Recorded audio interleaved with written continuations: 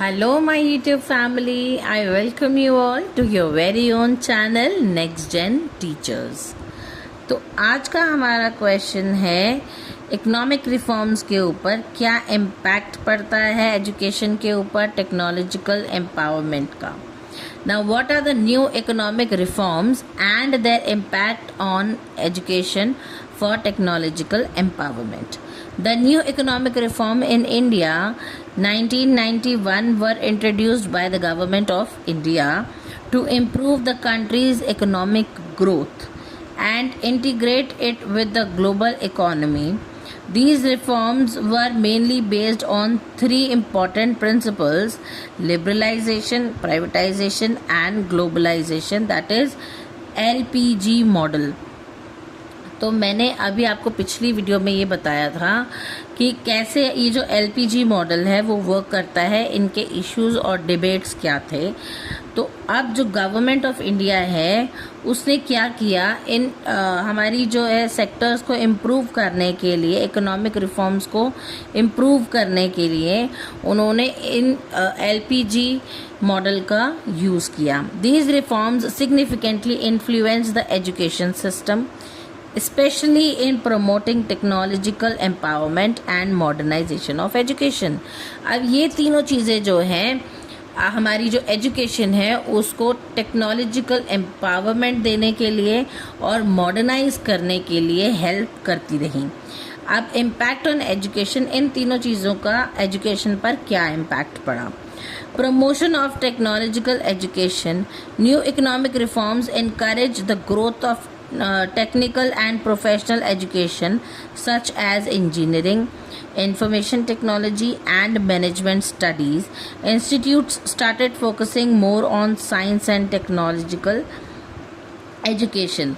तो अब ये तीनों चीज़ें होने के बाद में जो हमारी न्यू इकोनॉमिक रिफॉर्म्स हैं उन्होंने इनकरेज किया कि टेक्निकल जो है वो ग्रोथ हो हमारे यहाँ पर.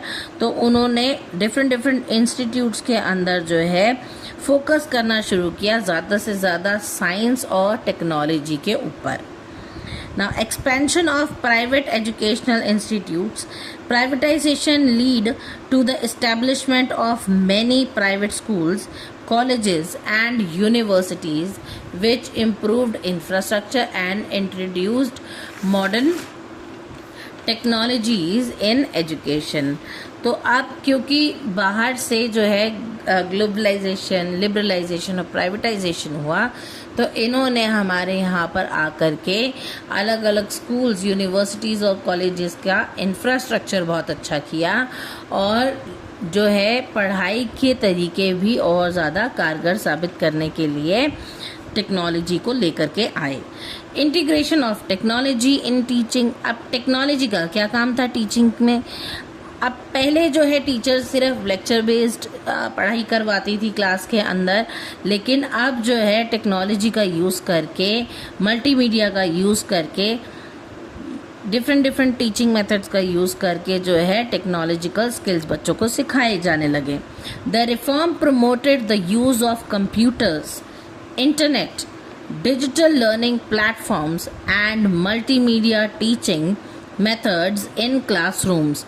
This helped students develop technological skills. अब इन सारी चीज़ों का यूज़ करके जब टीचर ने बच्चों को पढ़ाना शुरू किया तो बच्चों के टेक्नोलॉजिकल स्किल्स जो हैं वो बढ़नी शुरू हो गई. बच्चों को पता चलने लगा कि कंप्यूटर का यूज़ कैसे होता है, टेक्नोलॉजी का यूज़ कैसे होता है. Next, development of skill based education. अब पहले जो है सब लोग एजुकेशन ऐसी देते थे जो बुक बेस्ड होती थी, लेकिन बाद में जो है वोकेशनल स्टडीज़ होने लगी जो कि बच्चों को स्कूल के समय से ही अपनी आगे आने वाली लाइफ के लिए, अपनी लाइवलीहुड कमाने के लिए बच्चों को तैयार कर सके. So the education begin to focus more on skill development, vocational training and employability skills, preparing students for the demands of the modern economy.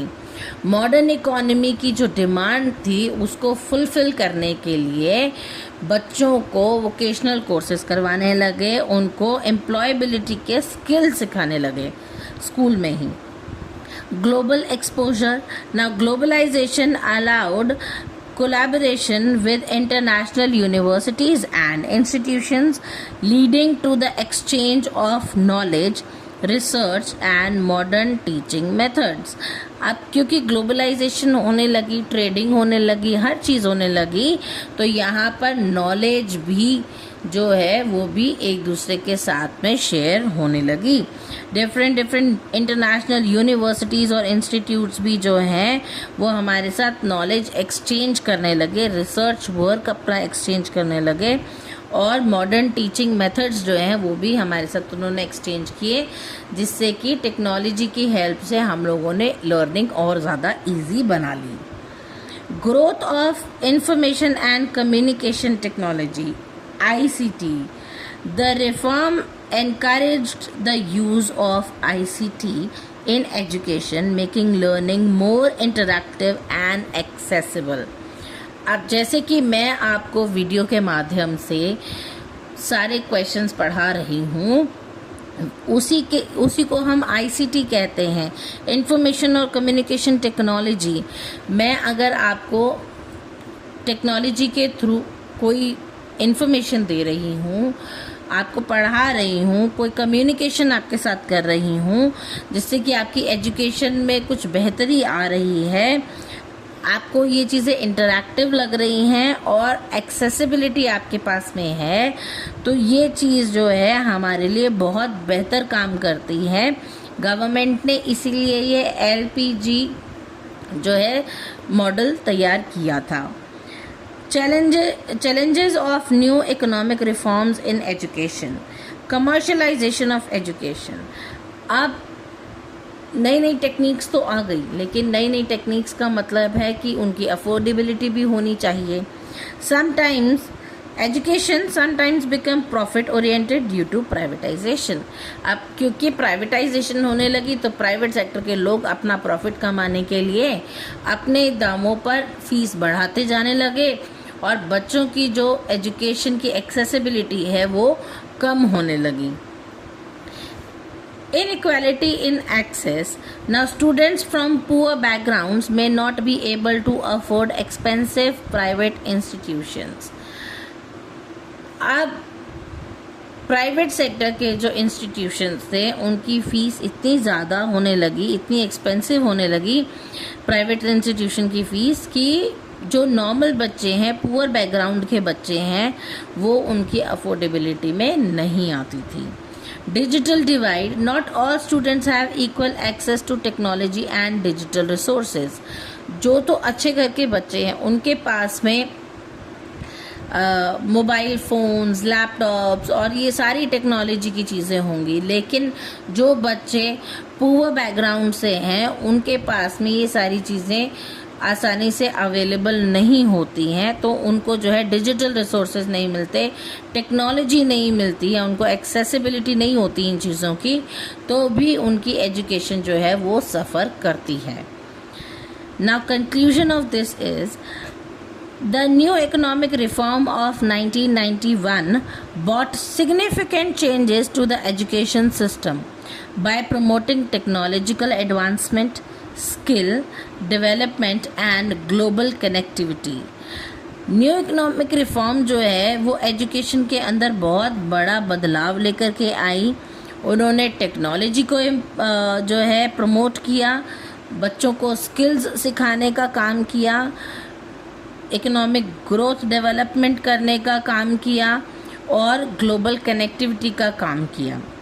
लेकिन these reforms help prepare students for the modern knowledge-based economy through challenges such as inequality and commercialization still need to be addressed.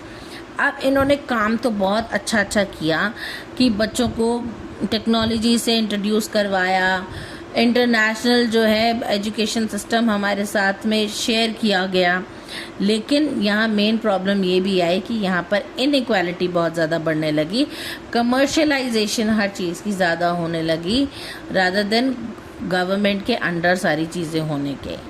तो ये था आज का topic. I hope आपको मेरी video पसंद आई होगी। अगर आपको मेरी वीडियोस अच्छी लगती हैं तो please do like, share, comment and don't forget to subscribe my channel. तब तक के लिए थैंक यू।